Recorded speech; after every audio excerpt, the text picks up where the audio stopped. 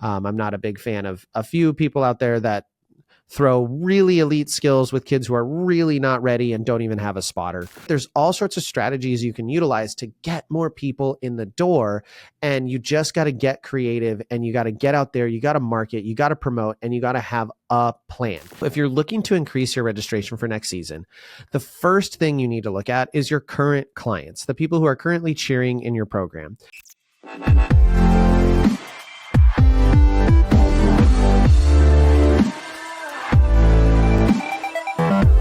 Hello, everyone, and welcome to another episode of the Cheer Biz Podcast. I'm your host, Dan Cotton, and today we are going to be diving into some of your questions. So I want to thank you for submitting these either via social media or direct message. I'm super excited to answer some of your questions today. Now, before we get into the episode, please make sure that you are on our Facebook groups, Cheer Gym Owners on Facebook, as well as All-Star Cheer Coaches and Owners. We have great conversations going on in both of those groups. I respond to questions in those groups many times, and it's also where we post all sorts of information, some of our free guides, like the free tryout guide we offered this last week, and we also are going to be posting amazing updates about things like our conference in Dallas, June 20th through the 22nd. You are not going to want to miss it this summer of 2025. It's going to be absolutely amazing. I could not be more excited about all of the different guest speakers and all of the different tracks that we have,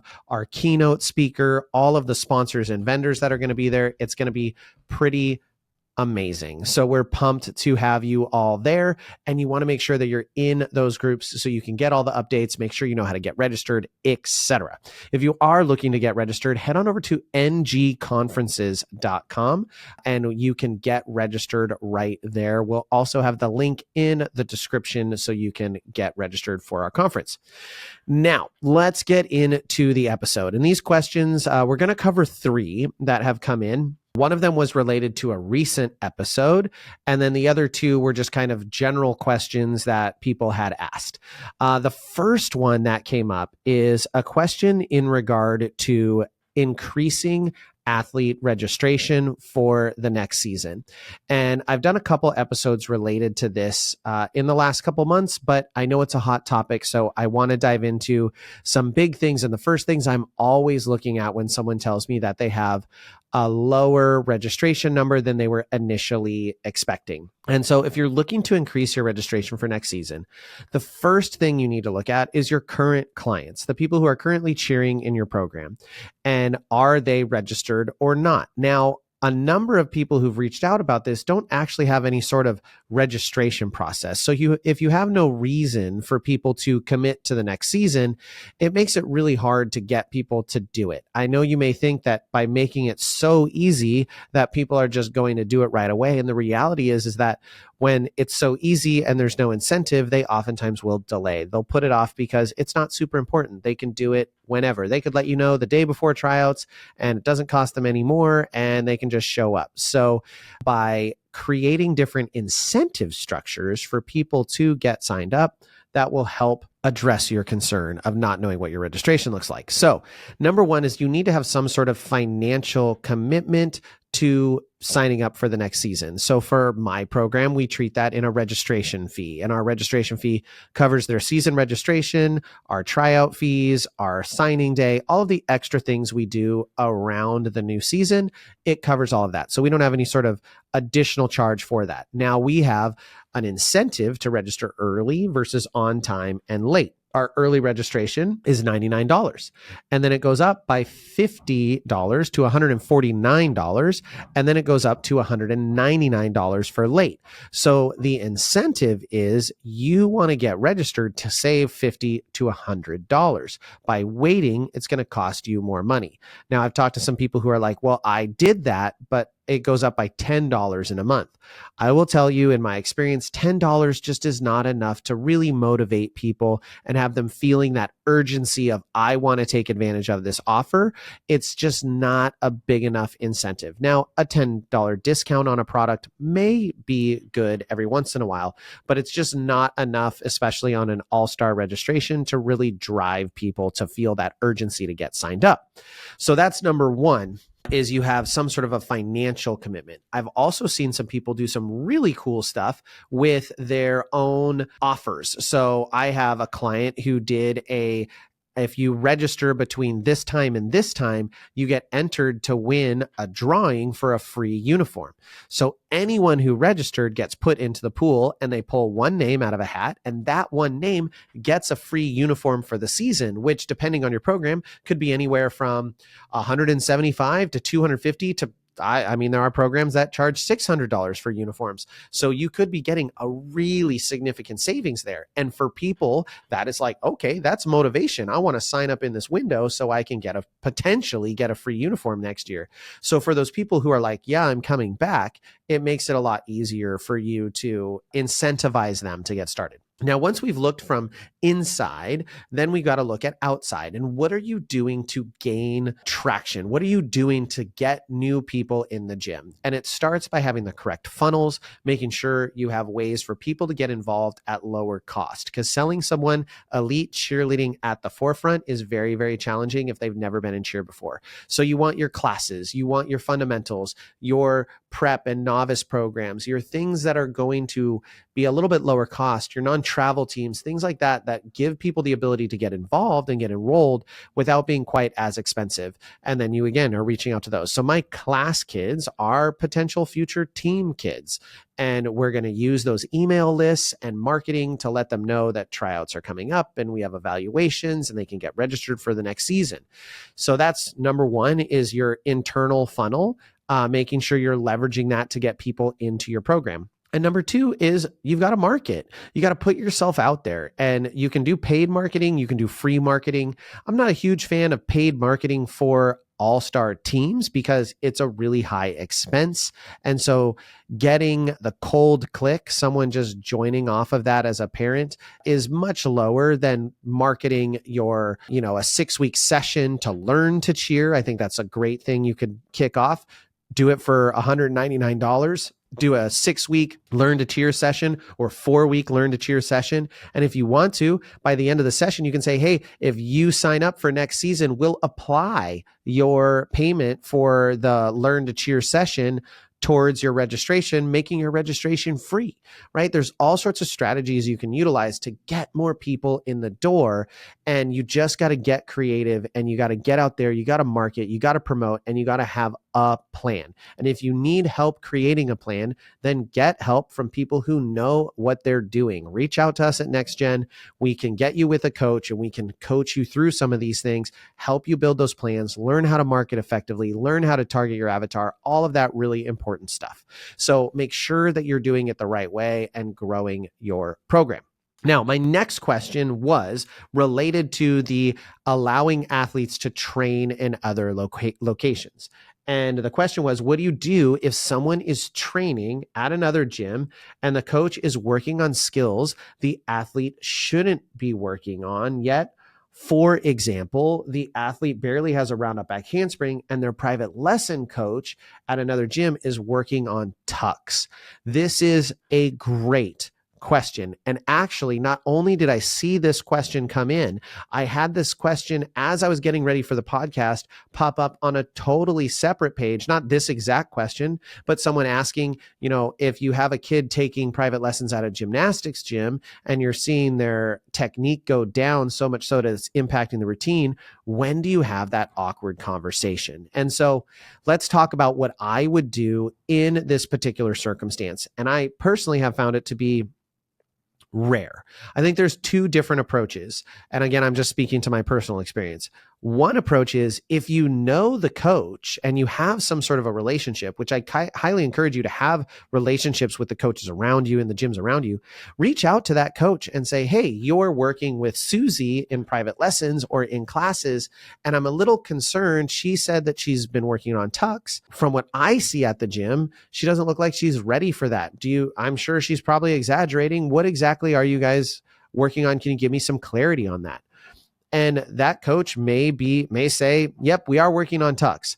This is the challenge of a seasoned coach, or what you see between a seasoned coach and a new coach who just needs to make money off of private lessons, which drives me down to a whole nother track of, this is one of the reasons that we shouldn't make private lessons be the way that your coaches survive. We should find ways to give them functional salaries and have private lessons run through the gym so the coaches aren't incentivized to work skills out of level to keep kids happy, to keep them paying for their private lessons so they can pay their rent. It's very hard as a coach to know that someone really wants to get new, harder skills that maybe they're not ready for, but you really need them to keep booking private lessons, or else you can't afford to keep coaching cheerleading.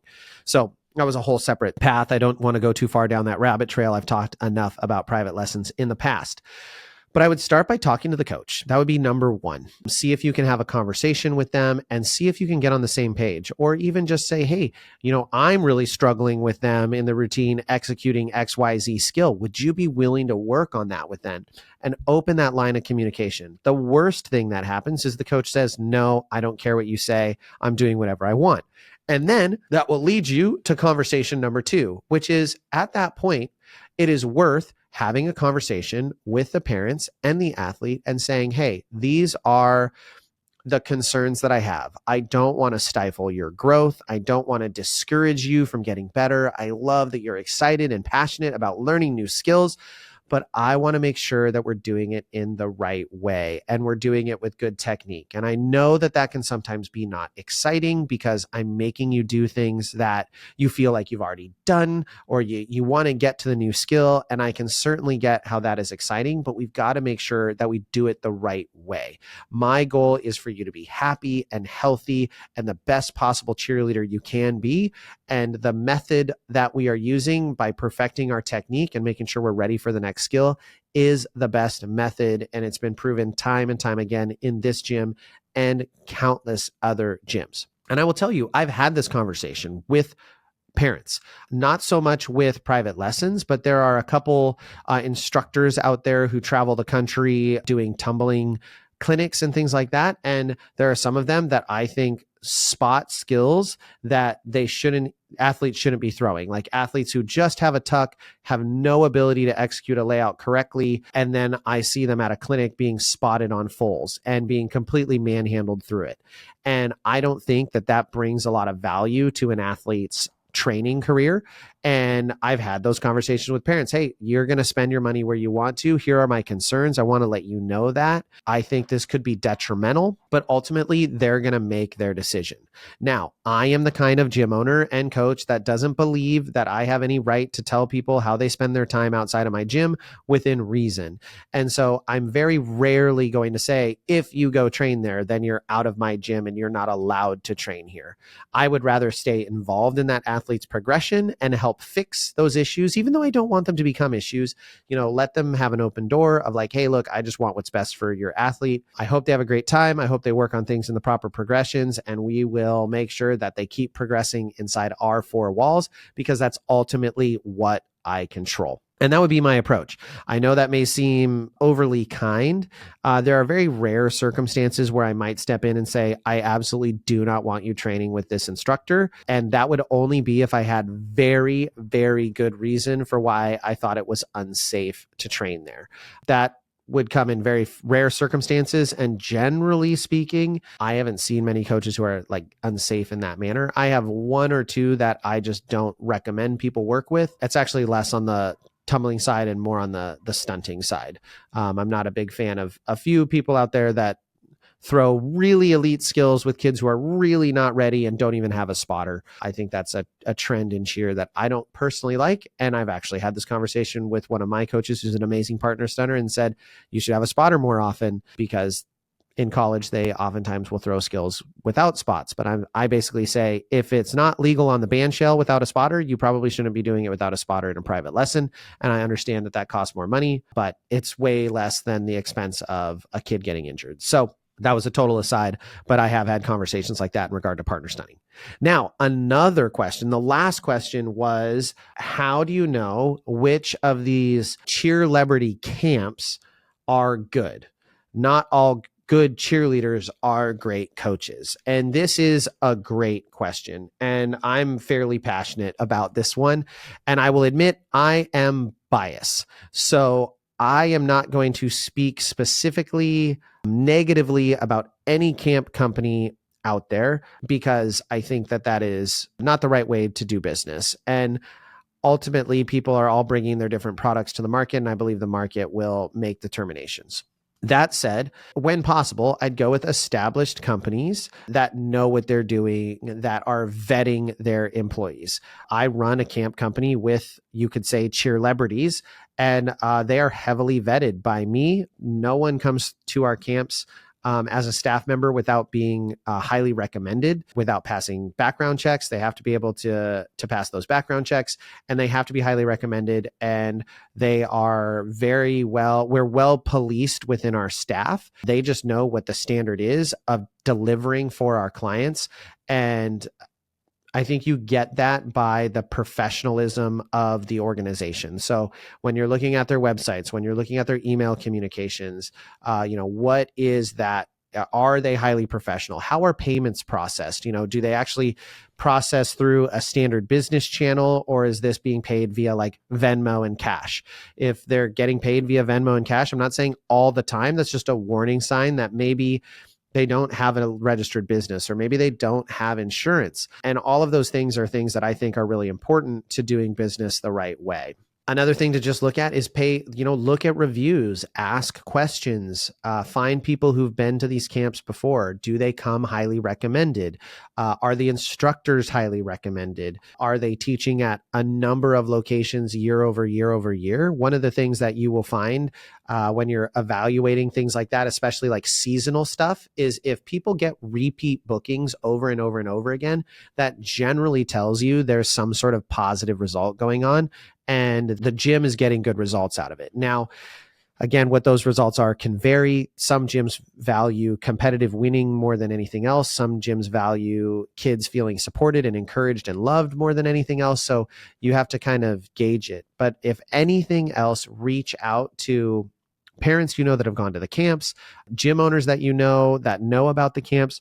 Reach out directly to the camps. If you can't have open conversations with someone on their team, then that is a warning sign. Like if you call Dream Camps, you talk to me, or you talk to Jelani, or you talk to Josh, who are my two other staff members that work for me year round, and we all work Dream Camps. Like you're going to talk to us on the phone, and we're going to answer your questions, and we're going to make sure that you know what's going on. We're going to be very transparent about the instructors that we have. So, those are the different things that I would look for. And I would just be cautious. It's certainly very exciting to go learn from someone you have always admired as an athlete. But just because someone is a great athlete does not mean they are a great coach. And I say this because I've made the mistake early on in my years with Dream Camps. The first couple of years, I had a couple people that got recommended. Hey, bring this person out. They're such an amazing cheerleader. Kids will go goo goo gaga over it. They came out to camp and they were a horrible instructor. It didn't do a great job. And I ended up letting them go mid camp and basically being like, you don't have to coach anymore. Like, here's your check. We're done. And I'll honor my side of the contract, but that can happen. So just make sure that people are vetted. And I learned my lesson in the first couple years, and even then you still can get, even if people are doing due diligence, you don't know what you don't know. It can be really, really challenging. So I would just be really selective when you're looking at these camps. I think there are a few camp companies out there that have been around for a little while and do a really good job and have really great instructors. Look for longevity. I'm not saying someone new to the market can't be good. They absolutely can. But then just look for transparency and what you can get and what you can find out. And do the instructors come highly recommended? Can you find out who their instructors are? Like who's in their instructor pool?